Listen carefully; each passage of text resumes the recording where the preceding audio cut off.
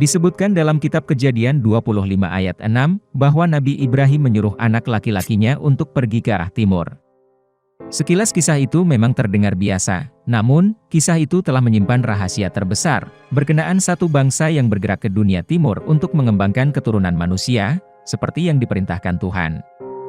Bangsa paling rahasia ini, menurunkan berbagai bangsa Asia dari tempat asalnya, di mana peradaban manusia dimulai.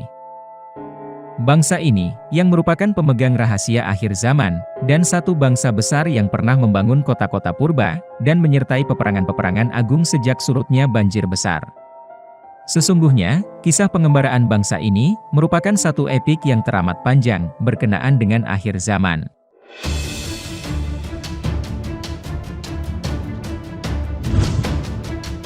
Nusantara, dari zaman dulu sudah menjadi daerah yang sangat penting. Ptolemy, seorang ahli geografi Yunani, melukis peta semenanjung Tanah Melayu, dan menamakan semenanjung ini dengan nama Golden Chersonese, yang bermaksud semenanjung emas. Manuskrip-manuskrip India Purba, menamakan tanah ini sebagai Suvarna Bhumi, yaitu tanah emas. Sebuah manuskrip Yahudi Purba, menceritakan sumber bekalan emas untuk membangun negara kota kerajaan Nabi Sulaiman, diambil dari sebuah kerajaan purba di timur jauh, yang dinamakan Ophir. Kajian dari manuskrip kuno Fir'aun Mesir, dan hieroglif di dinding-dinding kuil, telah mendapati bahan pengawet, kapur barus, dan rempah-rempah untuk upacara ritual mengawet mayat, diimpor dari sebuah kawasan di sebelah Nusantara ini. Apa yang terjadi di Nusantara beribu tahun yang silam? Benarkah ketika Fir'aun Mesir sedang membangun piramid, bangsa yang tinggal di Nusantara masih bercawat dan melukis gambar monyet di gua-gua? Nampaknya, perdagangan rempah telah berjalan beribu tahun dahulu. Malahan, bangsa misterius di Nusantara, telah mampu mengekspor emas, dikala kerajaan lain hanya mampu memperdagangkan kendi-kendi, gendang, dan keramik purba.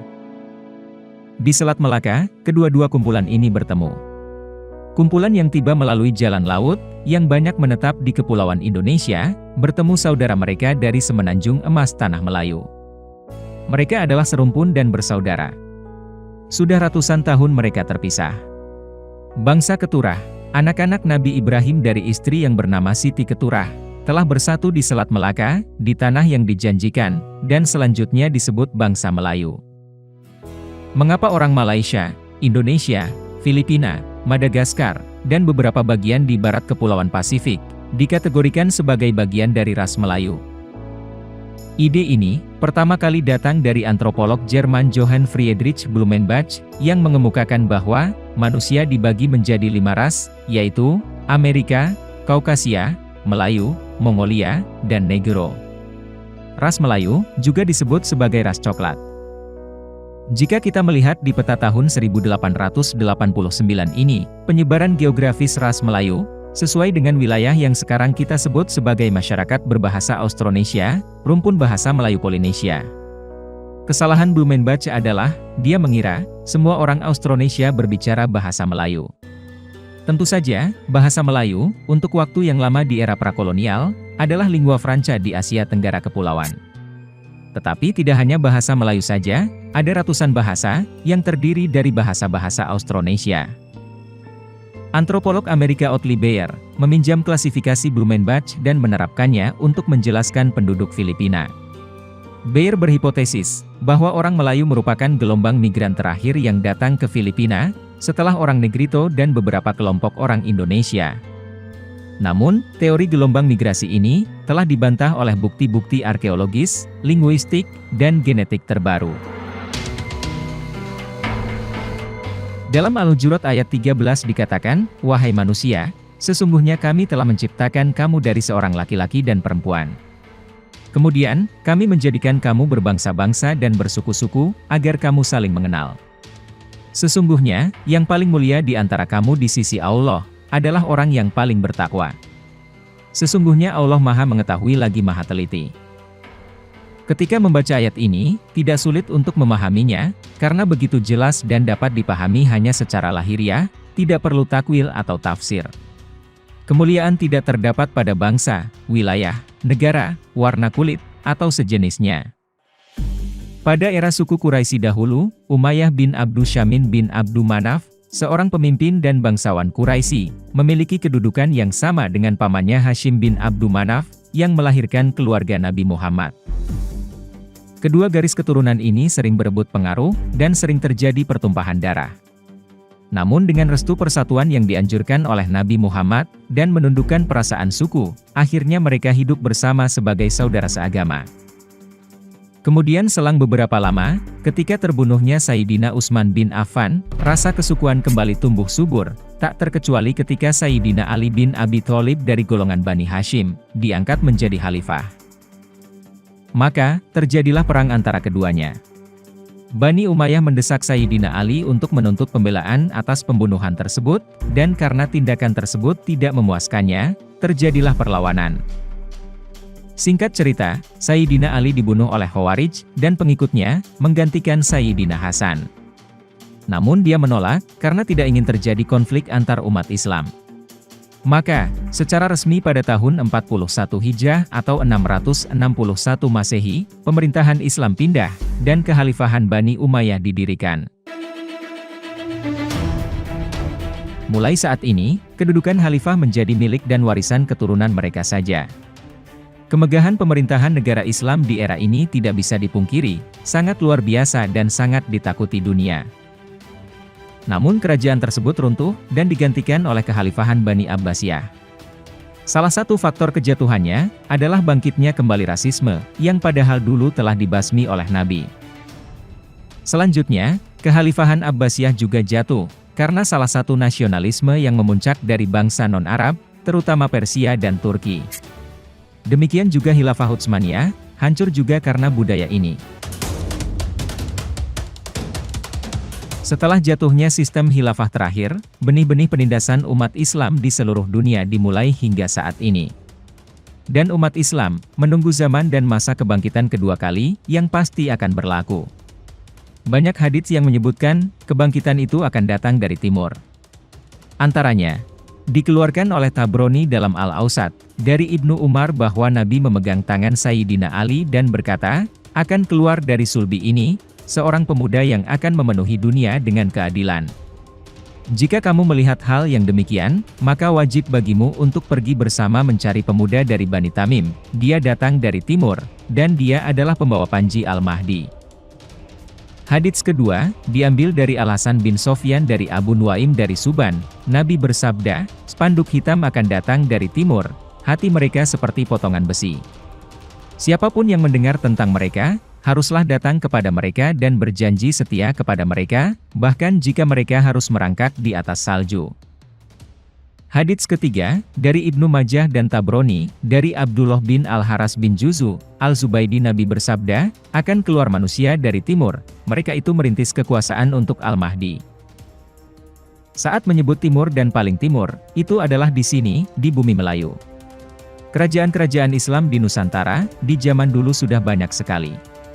Melayu bukan hanya berada di semenanjung Malaysia dan Indonesia saja, tapi meliputi kepulauan Pasifik sampai Madagaskar. Istilah Melayu, diartikan sebagai ras Austronesia yang mendiami semenanjung Malaya, dan seluruh kepulauan Melayu. Ini merujuk pada orang Melayu di Malaysia, Indonesia, Thailand, Filipina, hingga Madagaskar.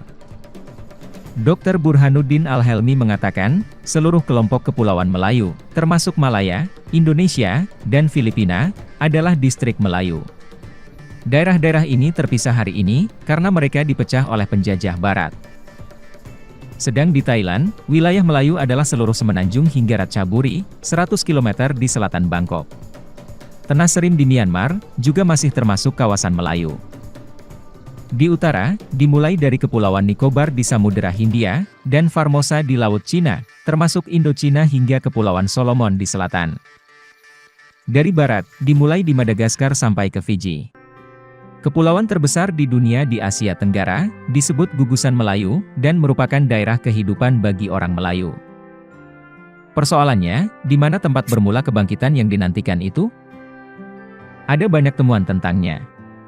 Ada yang bilang di Malaysia, ada yang bilang di Indonesia, dan siap menggelar balapan, dan bahkan lebih dalam lagi, memberi petunjuk begitu banyak ras dari suku atau bangsa. Tampaknya, pembahasan terfokus pada bangsa, dan melupakan runtuhnya sistem khilafah, karena itu hanya akan menghidupkan kembali budaya zaman jahiliyah yang sudah dilarang oleh Nabi. Tapi apapun teorinya, haruslah dihormati sebagai sumber informasi untuk pengetahuan. Kita kembali ke pembahasan firman Allah surat Al-Hujurat ayat 13. Kebangkitan Islam yang kedua di akhir zaman, tidak didasarkan pada semangat kebangsaan atau ras tertentu, tetapi terletak pada hati yang bertakwa, dan tidak menolak umat manapun, karena Allah juga yang menciptakannya, untuk kita belajar mengenal sesama. Islam yang dimaksud di sini, bukanlah sebagai agama untuk ritual tertentu. Namun Islam yang akan menjamin keselamatan di akhir zaman, atas dasar kemanusiaan, sebagai wujud ketakwaan kepada Allah. Mereka berada di setiap pelosok, dan jika sudah ada seruan, maka akan keluar dari negara-negara tersebut, dan bersatu menjadi satu tujuan kemanusiaan. Musuh besar manusia, bukanlah manusia lain yang berbeda agama. Namun musuh kita yang sebenarnya, adalah setan yang merasuk dalam jiwa manusia, sekalipun manusianya beragama Islam. Jika kita lihat sejarah pada era kolonial, semua pemerintahan, baik yang berupa kerajaan, kesultanan, ataupun individu dari berbagai agama, bersatu bekerja keras untuk satu tujuan, yaitu melawan setan yang merasuki jiwa para penjajah. Penjajah, juga bukan hanya Belanda yang beragama Kristen, namun juga para penguasa zolim, mandor-mandor korup, ataupun pribumi pengkhianat, walaupun mereka beragama Islam. Begitulah gambaran ambang kebangkitan akhir zaman. Kita akan bersatu, dimanapun, kita akan berkumpul di bawah satu panji. Panji hitam yang dipimpin oleh Pangeran Bani Tamim, dan diserahkan kepada Imam Mahdi. Kebangkitan Islam kedua, memiliki pola yang sama dengan kebangkitan pertama, yang didasarkan pada ketakwaan kepada Tuhan Yang Esa, bukan semangat kebangsaan, ras, atau suku, apalagi agama tertentu. Sejarah telah membuktikan, kejayaan suatu bangsa, dipergilirkan antara timur dan barat. Bermula dari bangsa Kipti di timur, kemudian bangsa Yunani di barat. Selanjutnya bangsa Farsi di timur, kemudian bangsa Romawi di barat. Disusul bangsa Arab di timur, dan kini Amerika di barat. Namun, kejayaan Amerika di barat ini, pengaruh kekuasaannya sedang menurun hari demi hari.